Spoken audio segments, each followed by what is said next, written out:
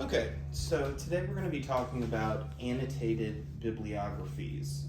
These are things that you will run into at a certain point if you haven't run into them yet.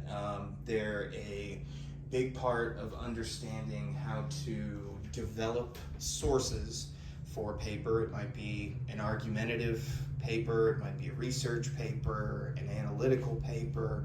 You won't see it very often with narratives or reflections or things like that. This is mainly for when you have to use outside sources to help back up what you're saying in a factual way. So the first thing when you're taking a look at an annotated bibliography is that essentially, like a bibliography, like a works cited page in MLA, like a reference page in APA, if you're writing in Chicago, you want to create that list of your sources. So some teachers are going to have you do 1, some might have you do 3, some might have you do 5. Depending on how high up you go within your field, you might be asked to do 10. By the time, if you do graduate work and you're in a master's or a PhD program, you're talking about dozens upon dozens for a thesis, for a dissertation, things like that. So it's a good way of keeping track of your sources and reminding yourself what it is that you're using them for. So we want to start with an entry, just like we were putting entries in for a works cited page, a references page, a bibliography, not an annotated one, but just a regular bibliography. So Purdue OWL can help you with that. Citation generators are available on that website, the school library website. There are other less reputable ones. What I would say is that if you choose to use a citation generator, make sure and go back and double check on Purdue OWL to make sure it's in the proper format. Okay, so for example, in MLA, if I was to, I don't know, let me grab a book real quick.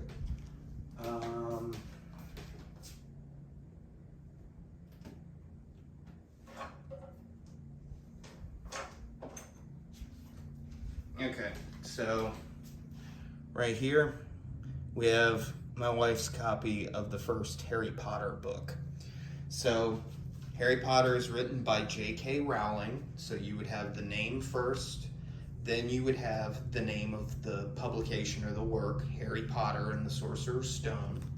Then you would follow that by where it was published, and you can find that on the inner cover. Let's see. This one says it was printed in New York by Scholastic Books in, let's see, 2013, this particular edition. I think the original was released in 97, maybe. And then if you were talking about specific pages, you would mention those pages. So that's what an MLA works cited entry would look like if you were using this Harry Potter book, for example. So that's the first thing you're going to have. And ideally, you're probably going to have to do at least 3 of them. So, go ahead and get those 3 entries in there where you have the author's name, the title, the publisher, all of that stuff. Then in between each one of those entries, there needs to be a paragraph below each one that discusses it. So this is where a lot of people run into some issues because they're not exactly sure what belongs in here.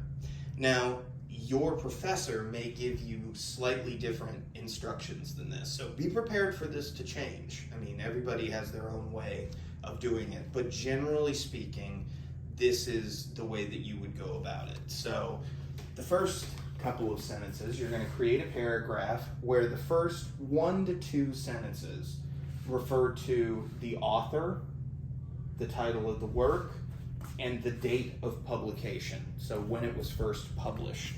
So You might say something like, in 1997, J.K. Rowling wrote the first edition of Harry Potter and the Sorcerer's Stone. So we've got our author's name, when it was published, and the title of the work. And maybe it takes you 2 sentences. That's okay.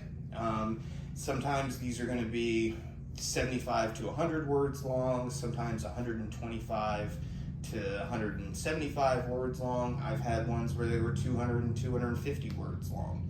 But most of them will be shorter than that. They'll be around 100 to 150 words. Because really this is just supposed to jog your memory. This is a tool that you're meant to use to benefit you down the road. I know it seems like it's just another assignment, but it really is to help you. Then you're going to spend, after those first 2 sentences, or the first sentence introducing it, you're then going to spend about 4 to 6 sentences summarizing the important parts that you want to remember about this particular work. So maybe you're writing an argumentative essay on, I don't know, like banning cigarettes or something like that. And so you read an article that's published by a researcher at Johns Hopkins University, a very, very prestigious medical school. So if that article talks about, the dangers of cigarettes, the dangers of alcohol, the dangers of certain kinds of illegal drugs, then really if you're trying to convince people to stop smoking or to ban cigarettes, then you would want to just refer to the stuff about the cigarettes. You can leave the stuff about the alcohol and the illicit drugs off this. You don't even need to mention that they're there. So summarize in 4 to 6 sentences just the parts of whatever you've read that directly affects you writing this particular paper or essay or whatever it might be. So 4 to 6 sentences of summary regarding what's notable to you for that particular reading. And finally, you'll close each one of these little paragraphs with 2 to 3 sentences telling yourself, reminding yourself, but also writing for your professor or your peers or whoever's going to be looking at this, how you're going to incorporate this information. So are you incorporating it because it validates your thesis statement? Are you putting it in there because it says the opposite of what you are trying to prove and you want to put it up under a microscope to show why it's flawed? Is it a similar kind of concept to what you're talking about, but you desire a different outcome? Are you going to use it to compare, to contrast? Are you going to use it as a cause and effect? All of these different things are sort of important to consider when you're thinking about these last couple sentences. So you're going to, first couple sentences tell us who the author, the work, and tell us who the author is, what the work is called, and what the date of publication is. Then you're going to summarize in 4 to 6 sentences what it is that is notable about this particular work to you. Again, it could be a book, an article, it could be a short story or a peer-reviewed journal entry, whatever it might be. And then finish with 2 to 3 sentences of how you would incorporate, how you plan to use this particular source within your paper. And again, this is subject to change. Not every professor does it exactly this way, but this is a good general understanding to have of what an annotated bibliography is. So hopefully this answered some questions to at least make the experience when you have to go through it not as scary, because you have no idea what you're supposed to be doing. Okay? I'll see you in the next video.